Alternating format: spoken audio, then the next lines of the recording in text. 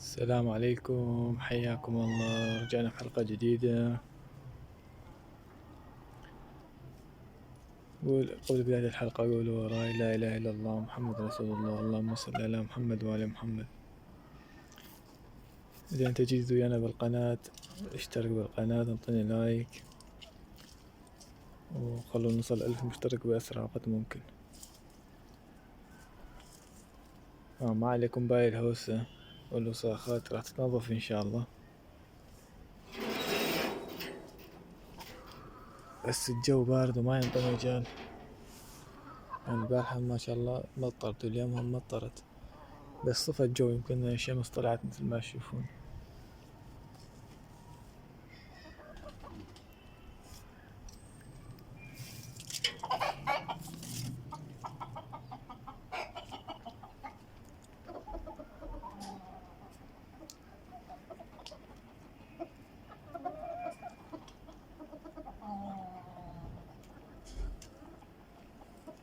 نشوف ايش اخبار الدجاج الزينة والطيور، عندهم اكل ما عندهم.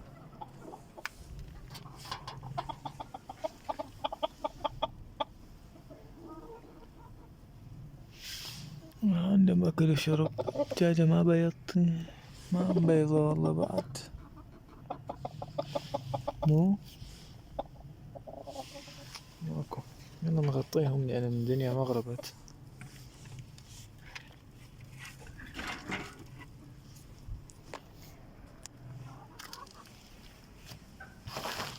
الطيور شو اخبارهم؟ اكلهم شربهم.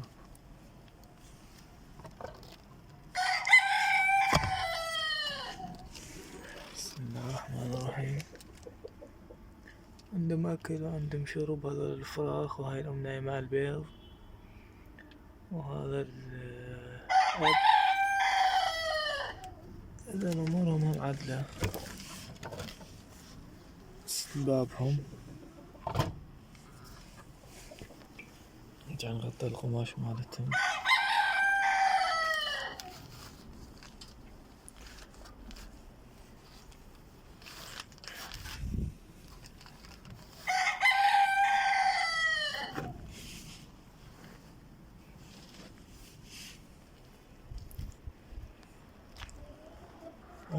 شوف اخبار الارانب.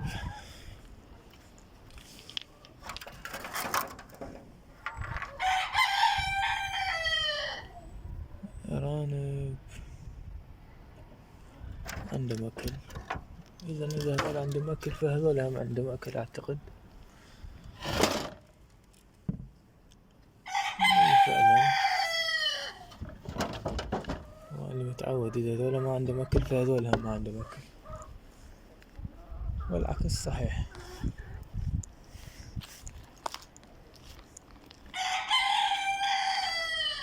ناخذ جولة شوية هنا نشوف. اعتقد الدجاج يروح يبيض بغير مكان، يعني اليوم ما شفت بس بيضة واحدة بمكانهم، مو من عوايدهم بس بيضة واحدة يبيضون.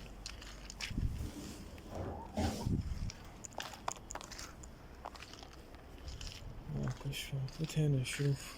هذا مكانهم القديم.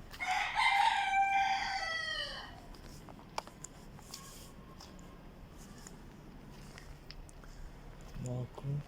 طبعا انا اشوف قبلكم. ماكو. اذا ما اعتقد بيضة هنا.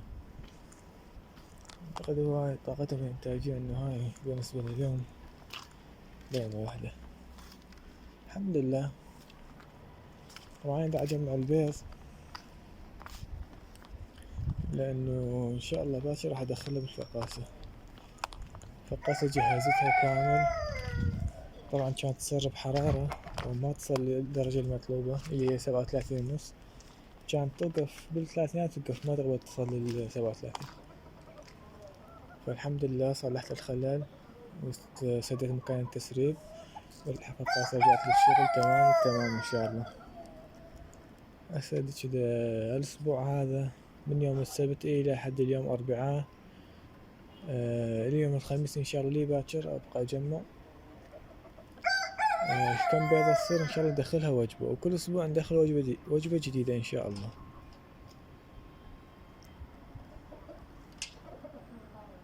هسه نفوت نشوف كم بيضة وصفت جواتهم، يعني كم بيضة بيضونا اليوم، والبيض المجمع يعني كم بيضة طلع. شغل الفلاش بيتهم طبعا مبهدل، فعلا على بيض واحدة صافين.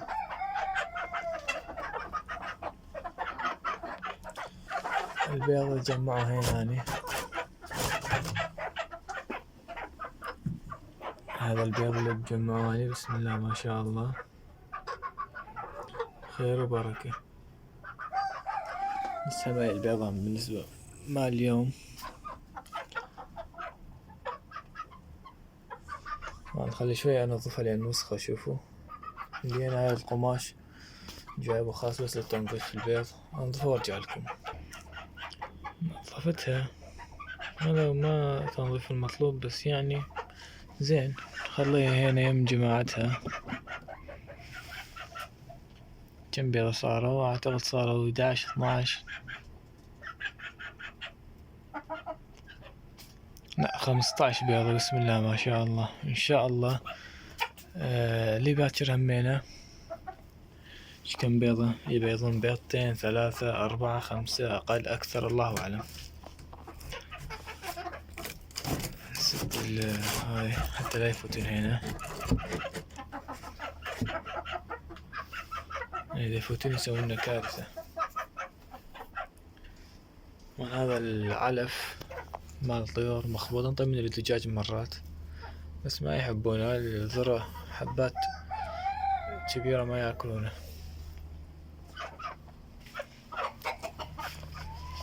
إذا اليوم شفت بيض واحدة مبيضين بس، الحمد لله على كل حال. نشوف إن شاء الله ما دام اليوم بيض واحدة فإن شاء الله باكر راح اللي ما بيضون باكر يبيض إن شاء الله. اللهم صل على محمد وعلى محمد. إن شاء الله باكر يبيض ونشوف كم بيض نشيل باكر الله أعلم. وندخلهم كلهم إن شاء الله بالليل.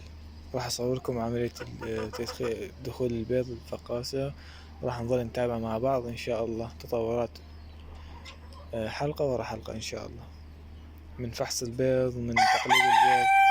طبعا فقاسة صناعة يدوية فالتقليب راح يكون يدوي.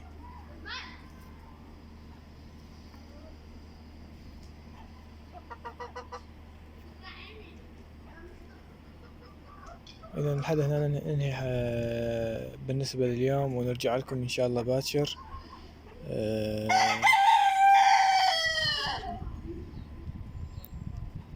مع الفقاسة إن شاء الله.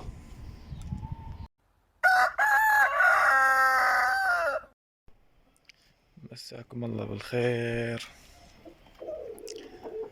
مثل ما وعدتكم ثاني يوم إن شاء الله نجي نجمع البيض. جبت هاي الطبقة مع البيض، راح أجمع البيض هنا وأخذه داخل الفقاسة إن شاء الله. بس قبل كل شيء لازم نخليه هنا بصفحة اطمئن على وضعية الدجاج والطيور.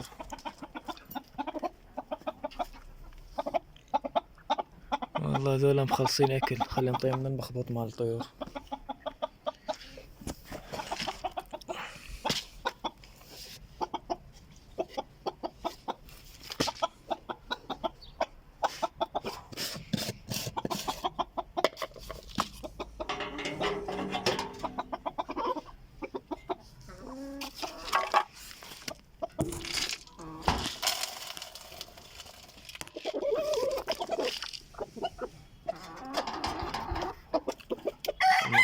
دجاج خليه ياكل، ما اكل بيت ما اكل، ذولا عندهم ياكلون والله بس هذولاك ما عندهم. الدجاج قصدي الطيور ايش حالهم؟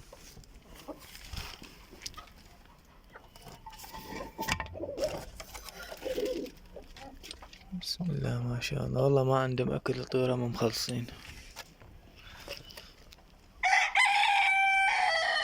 ما عليه شي.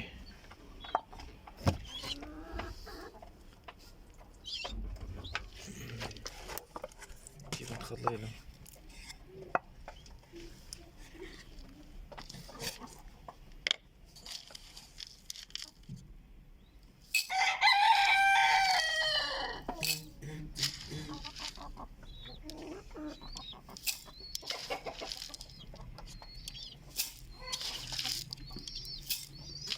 المخبوط عبارة عن يعني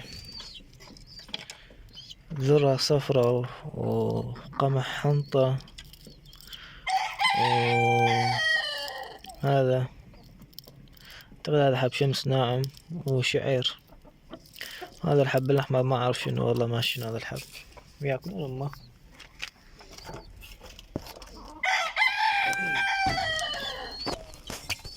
جوعانين طبعا، شوف هسه راح يجون على الأكل وعندك الفراخ من جوعانين. هسه الأب راح ياكل وراح يزق الفراخ. هاي الطيرة نايمة على بيض ما شاء الله. نعوفهم، نسد الباب عليهم ونغطيهم بالقماش المنه مثل ما اتفقنا بالليل يصير بارد.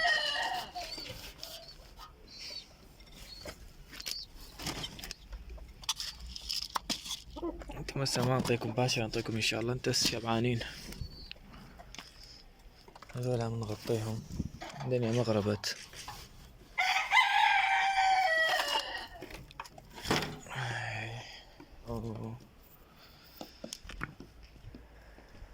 انا بعتقد ما عندهم اكل. احنا نفتح باب واحد منهم نشوفه ما جاي هنا يعني ما عنده اكل، فهذا ما عنده اكل. هسه نجمع البيض نروح ندخله بالفقاس ان شاء الله. الفقاس انا شغلته من الصبح، قعدت خلي نشغل الفلاش نكمل لكم. قعدت الصبح بدي اروح اشتغل فلحقت، قلت خلي اشغل الفقاسة وهي واحضرها ان شاء الله، لانه هاي اليوم ان شاء الله راح ادخل وجبة التفقيس البيض على الفقاسة ان شاء الله. نسحب البيض هسه هذا الموجود هنا. طبعا هنا مبيضين ما شاء الله 3 بيضات بس وسخين لازم ننظفهم. نسحب هذا البيض بسم الله ما شاء الله.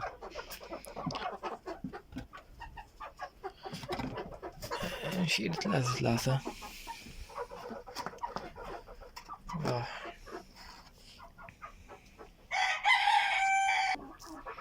هذا البيض جمعته، عندك هذول 3 سحبتهم من هنا، ايضا نظفتهم بهذا القماش طلعوا نظيفين.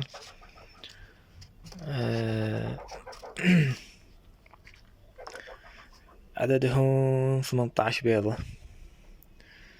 طبعا ما هذا عددهم، اعتقد كانوا يسحبونها من للاكل. خير ان شاء الله.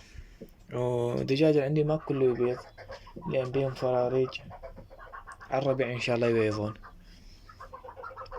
فهسه نسحب البيض ونروح يم الفقاسة. جينا يم الفقاسة والفقاسة شغالة. هاي فتحة التهوية، هنا فتحتين على الساحبة مثل ما شوفتكم بالحلقة السابقة أو الحلقات السابقة. وهاي درجة الحرارة 37 و14 ورطوبة 71 و14.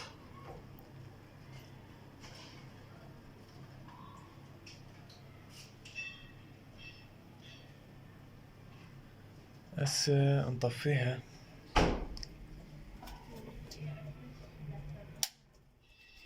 طفيها وصفط البيض بيها.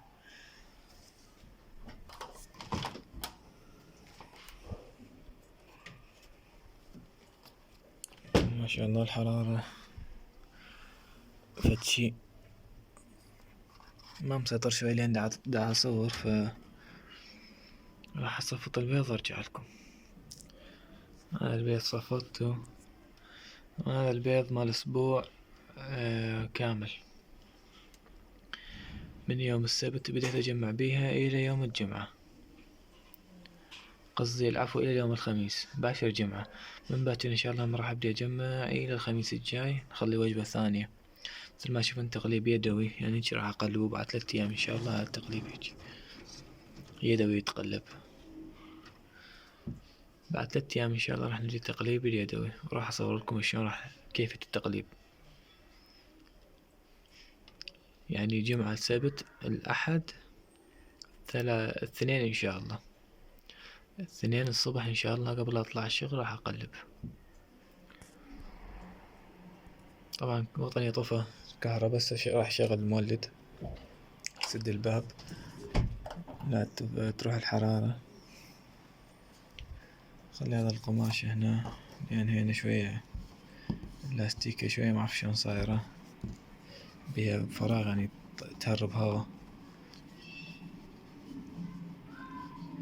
معليش هسه يجي الكهرباء بربع ساعة يستعدل. وهذا البيض شغل الفلاش، هذا البيض جوا. لحد هنا ننهي حلقتنا بالنسبة لليوم. نقول لكم انتظرونا بالحلقة الجاية. لا تنسونا باللايك والاشتراك. خلونا نوصل ل1000 مشترك بأقرب وقت. عودة عليكم.